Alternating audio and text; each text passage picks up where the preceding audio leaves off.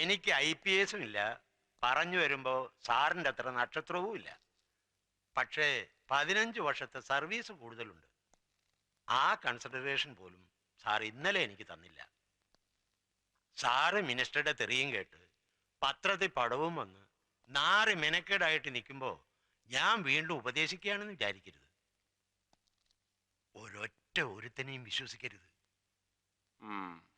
ദാ ഈ ഞാനടക്കം പോലീസിലുള്ള ഒരമ്മമാരെയും വിശ്വസിക്കരുത്. ഏത് നിമിഷം ഏതവനാ കയറി ഷെട്ടിയുടെ ഒറ്റുകാരനാകുന്നതെന്ന് പറയാൻ പറ്റുകയില്ല. അതാ നരേന്ദ്ര ഷെട്ടി. വൈകിട്ട് 2 സ്മാളും പിടിപ്പിച്ചുകൊണ്ട് വീട്ടിൽ ഇരിക്കുമ്പോൾ ചിലപ്പോൾ തോന്നും കൂടെ കിടക്കുന്ന എൻ്റെ ആലീസിനെ പോലും വിശ്വസിക്കാനും ഒക്കെ ഇല്ലെന്ന്.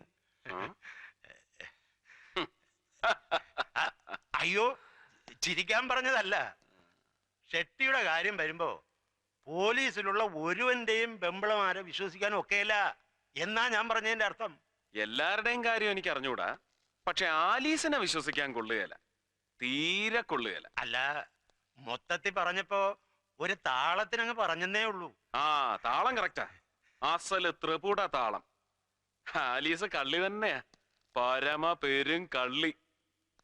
ഭർത്താവില്ലാത്ത നേരം നോക്കി സന്ധ്യമയക്കത്തിന് ചെറുപ്പക്കാരനും കാണാൻ കൊള്ളാവുന്നവനുമായ പരപുരുഷനെ ഫോണിൽ വിളിച്ച് കിന്നരിക്കുന്നവളെ കള്ളീന്ന് മാത്രം വിളിച്ചാ മതിയോടോ ജോൺ വർഗീസേ? പോരാ, അതാ ഞാൻ പരമ പെരും കള്ളി എന്ന് വിളിച്ചത്. അതെന്നാ സാറേ വീട്ടിൽ ഇരിക്കുന്നവരെ കുറിച്ച് ഒരുമാതിരി മൊനവച്ച മറുഭാഷ പറയുന്നേ? ഈ ആലീസ് നല്ല ഉരുപ്പടിയായിരിക്കും, ഏത് ഷെട്ടിക്കും പറ്റിയ അസല് മുതല്. സാറേ ദേ ഒരുമാതിരി പൂവമ്പഴം അണ്ണാക്കി തള്ളി വർത്താനം ഉണ്ടല്ലോ, അത് എന്നോട് വേണ്ട.